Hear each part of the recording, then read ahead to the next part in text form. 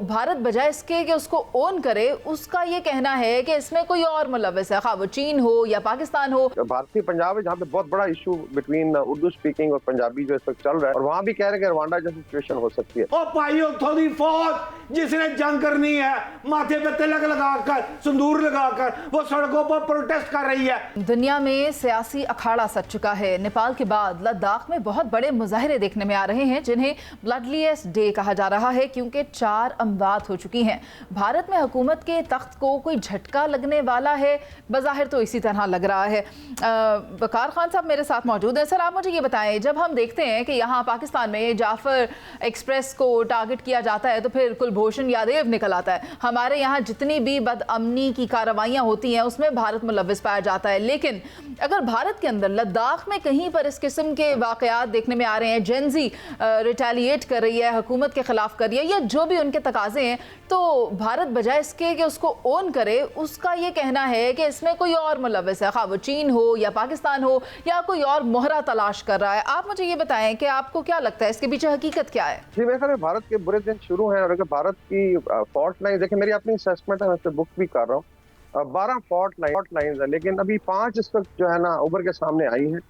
भारत के नक्शे को अगर आप देखें, नॉर्थ ईस्ट बर्न कर रहा है, मणिपुर, मोदी साहब फिर 2-2.5 साल बाद वहाँ पे गए और कोई वहाँ पे रिसेप्शन नहीं, बर्न कर रहे, सिविल वॉर। इसके बाद नागालैंड है, फिर इधर आ जाए तो 2 रियासतें जो है, एक ऑक्यूपाइड रियासत है साउदर्न लद्दाख की या यूनियन टेरिटरी है, और एक भारतीय पंजाब है जहाँ पे बहुत बड़ा इशू बिटवीन उर्दू स्पीकिंग और पंजाबी जो इस वक्त चल रहा है, और वहाँ भी कह रहे हैं कि रवांडा जैसी सिचुएशन हो सकती है। तो लद्दाख में ये हुआ है कि बेसिकली अभी बात बड़ी इंटरेस्टिंग यहाँ पे डेवलपमेंट हो रही है। वो कह रहे हैं जी कि आपको ब्रेक अवे करना ही नहीं चाहिए था। जब आपने तोड़ा ऑक्यूपाइड कश्मीर को, आपको याद होगा 2 हिस्सों में, तो 2 रियासतें बनाने की बात थी, क्योंकि आबादी कम है, एरिया बहुत ज्यादा है, और क्योंकि इसमें चाइना का अपना इंटरेस्ट है, 2 जगह बॉर्डर करता है चाइना और पाकिस्तान के साथ, मतलब है तो ऑक्यूपाइड है। उसमें फिर एक मूवमेंट चली थी कि अगर आपने रियासत बनाने तो हमें हुकूक दें, असेंबली हो, उसके बाद हमारी सीट्स हो, जॉब मिले। बहुत बुरी हालत है वहाँ पे। सोनम वांगचुक है जो वहाँ के लीडर हैं, जिनको भी अरेस्ट करने की बात हो रही, जिसमें आपने कहा कि भी उनको इल्जाम लगाया जाए कि पाकिस्तान का विजिट किया था, तो ये वहाँ से आग लगी है। तो मैं बड़ा आई वाज लाफिंग कि भारत की अपनी जो मैनेजमेंट है, अपनी जो पावर्टी है, बैड गवर्नेंस की वजह से और आरएसएस की पॉलिसी की वजह से सब कुछ होता है, इल्जाम पाकिस्तान पे आता है। तो बहुत बुरे हालात हैं, क्योंकि उसमें बीजेपी का ऑफिस जलाया गया है, वहाँ पे मिलिट्री को फिर आना पड़ा, उसमें कर्फ्यू लगा। आपने एक्टिव रिपोर्ट से शायद 12-13 लोग मारे गए हैं और उसमें 70 से ज्यादा जख्मी है, और बड़ी सेंसिटिव जगह है कि अगर यहाँ पे कुछ गड़बड़ होती है तो ये ब्रेक कर सकता है भारत से, और उसके बाद फिर ऑक्यूपाइड कश्मीर में एक बहुत बड़ी मूवमेंट चल सकती है। वहाँ भी एक एमपीए अरेस्ट हुए, उनके जो है मलिक साहब भी हैं, और उनके अगेंस्ट भी बहुत ज्यादा प्रोटेस्ट हो रहे हैं। फिर इंडियन पंजाब, तो ये तीनों जो इलाके हैं वो लिंक्ड हैं कि यहाँ बहुत ज्यादा इंतशार है, और मेरे ख्याल में चीजें जो है बहुत I would say adverse situation की तरफ जाएंगी। हाँ, भारत के मुख्तलिफ इलाकों में इस किस्म के प्रोटेस्ट देखने में आ रहे हैं, और हर जगह का अपना ही एक नैरेटिव है कि वहाँ पर क्यों इस किस्म के रवैये इख्तियार किए जा रहे हैं लोगों की तरफ से, या लोग हुकूमत के खिलाफ क्यों आवाज़ें उठा रहे हैं। अगर हम बीजेपी की बात करें तो बीजेपी का ये कहना है कि हुकूमत इसमें एग्जिट स्ट्रैटेजी ले रही है, जो हजीमत का सामना करना पड़ा। अब वहाँ इस सूरत हाल पे एग्जिट स्ट्रैटेजी ले रही है कि ये हो सकता है पाकिस्तान हो सकता है चीन हो, लेकिन ये सारी सूरत हाल ओवरऑल नुकसान पहुँचा रही है भारत को। शहजाद भट्ट साहब, आप मुझे ये बताएं कि एक जानब ये जो लद्दाख में मुजाहरे हो रहे हैं, कहा यह जा रहा है कि मोदी का डाउनफॉल हो गया, भारत का डाउनफॉल हो रहा है, लेकिन दूसरी तरफ आप ये देखें खालिस्तान की तहरीक भी जोर पकड़ रही है। आपको ये दिख ही रहा होगा इसमें। दुरुस्त कह रही हैं मुनीज़े। देखें, भारत की अगर इस वक्त आप सूरत हाल को गौर करें तो टेरिबल का लफ्ज़ मेरा ख्याल है मुझे मेरे मुंह से ज़रूर निकलेगा। आप देखें कि कश्मीर मुस्लिम, खालिस्तान सिख, और अब लद्दाख के शहर ली 4 अफराद अभी आपने बताया मारे गए, सैकड़ों गाड़ियां नजर आतिश कर दी, सरकारी इमलात को नुकसान पहुंच गया, बेड़ा गर्क हो गया भारत का अल्हम्दुलिल्लाह। वैसे लेकिन कभी भी दुश्मन मरे तो खुशी ना करिए, सजना भी मर जाना। कहने का मतलब यह है, ये इसके तकब्बर गरूर जो इसको था, और ये बाइस था, और ये कह रहा था मैं ईंट से ईंट बजा दूंगा। भारत कहता था पाकिस्तान की खुद बच गई ना, इतना ईंट बच गई। यही होता है। ये नए नौजवान नस्ल को सीखना चाहिए कि कभी दूसरे का बुरा नहीं सोचते। जो दूसरे का बुरा सोचेगा वो इसी तरह तबाह बर्बाद, और ये अब एंड पर आ गया है। अब जो ओपोजिशन है भारत की पार्लियामान में बैठी हुई है, वो उसने भी सर उठा दिया है, और वो पहले वो भी जरा डाउन थी, अब वो भी स्टैंड ले गई। यानी हर तरफ से अगर आप कहें ना कि अगर भारत को घेरा जा रहा है तो इसमें मुझे तो कोई हैरान कुन बात नहीं, लेकिन वो कहता है ना 100 सुनियार दी 1 लोहार दी। पाकिस्तान ने सिर्फ 1 लोहार वाली सट मारी है और अभी तक चीखें जो है वो बुलंद से बुलंद होती जा रही हैं। और आखिरी लाइन मुनीज़ है, भारतीय फौज सड़कों पर निकल, आप बात कर रही है लद्दाख की, आप बात कर रही है कश्मीर की, आप बात कर रही है खालिस्तान तहरीक की, और भाइयों थोड़ी फौज जिसने जंग करनी है, माथे पे तिलक लगाकर सिंदूर लगाकर वो सड़कों पर प्रोटेस्ट कर रही है, रोटी दियो। ओ खुदा की कसम, उनकी आप जरा तस्वीरें निकाल लें।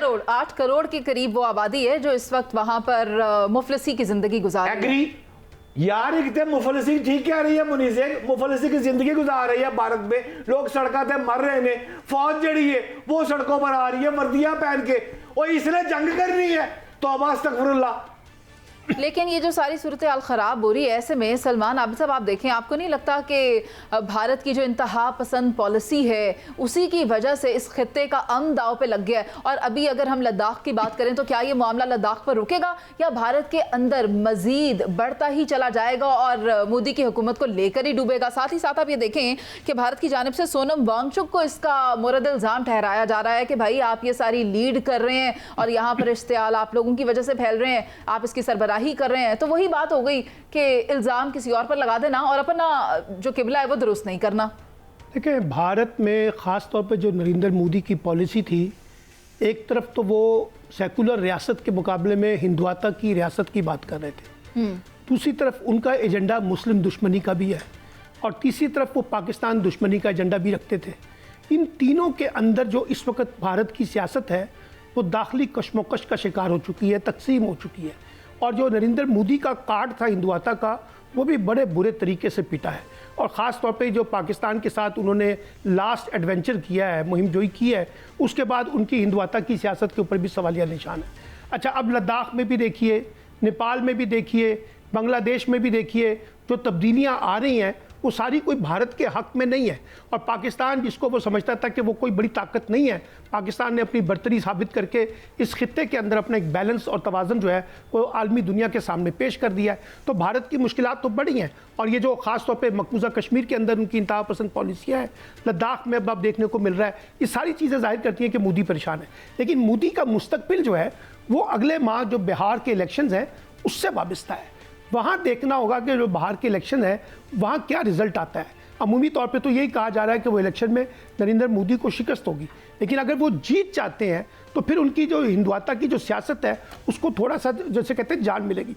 लेकिन मेरा ज़ाती तौर पे ख्याल ये है कि इस वक्त भारत की जो इंतहा पसंद पॉलिसी है उसने पूरी दुनिया के लिए एक चैलेंज क्रिएट कर दिया है, रीजनल पॉलिटिक्स के लिए क्रिएट कर दिया है, और दुनिया समझ रही है कि इस इंतहा पसंद पॉलिसी के नतीजे में अमन कायम नहीं हो सकेगा। वक्त की किल्लत के बायस मुझे सायरा जी को भी शामिल गुफ्तगू करना है। सायरा जी, सलमान आबिद साहब कह रहे हैं कि अगर मोदी जीत जाए, हमें तो इसके इम्कानात नजर नहीं आ रहे, क्योंकि अपने मुल्क के अंदर से ही आवाज़ें उठ रही हैं कि जो जंग में हारने के बाद शर्मिंदगी उठाना पड़ी और उस पूरी कौम को, भारत को, तो वो तो मोदी से वैसे ही जान छुड़ाना चाहते हैं। तो आपको लगता है कि कहीं कोई कामयाबी के इम्कानात हैं, कीपिंग इन माइंड जो कि अभी वहां पर मुजाहिरे किए जा रहे हैं? मुनी से आप जब सब बता रही थी और मैं हंस रही थी कि बेचारे मोदी ने ये तमाम खड़ाक पाला बिहार इलेक्शन के लिए, और सबसे अच्छी बात ये हुई कि ना वो पहलगाम वाक़या करता, ना हमारी अफवाज पाकिस्तान उनको मुंह तोड़ जवाब देती, और ना आज वो कहते हैं कि खिते में पाकिस्तान का वो पाकिस्तान इतनी अहमियत का हामिल होता। जी, तो ये उन्होंने किया, वो सारी कामयाबियां हमारे हिस्से में आ गई। बाकी उनके लिए पैगाम है कि जो दूसरों के लिए गड़ा खोदता है वो गड़े में खुद गिरता है। पाकिस्तान में प्रॉक्सी वॉर हो, यहाँ पर हमले हो, जो बलूचिस्तान में इन्होंने अपना नेटवर्क फैलाया हुआ है, लेकिन मोदी साहब अपने मुल्क को ना संभाल सके। और जिस तरीके से ये सारा कुछ हुआ, और देखिए आगे क्या होता है, और क्योंकि वो मजहब का चूरन बहुत ज्यादा देर तक दिखता नहीं है। जिस तरीके से उन्होंने वहाँ पर मजहबी जुनूनियत पैदा की और जिस तरीके से सारा वो किया, अब वहाँ पर जाहिर है पूरी दुनिया सब वो एक ग्लोबल विलेज बन चुकी है। और तमाम जो अभी जो जेनजी है, जो उनमें शऊर है, जो चीजों को जिस तरीके से वो देखते हैं, तो ये बड़ी अलार्मिंग सिचुएशन है तमाम हुक्मरानों के लिए कि जब मुल्क में नाइंसाफी होगी, जब मुल्क में वो वसाइल का सही तकसीम नहीं होगी, जो नौजवानों में जो वहाँ पर भी यही मसाइल है ना, गुर्बत में है, बेरोजगारी मसाइल है। बिल्कुल, और ये जो मुजाहिरों का सिलसिला है ये लद्दाख तक रुकने वाला नहीं है। इसके बाद ये किस तरह पूरे भारत को अपनी लपेट में लेता है और मोदी की हुकूमत का खात्मा होता है, ये तो आने वाला वक्त ही बताएगा।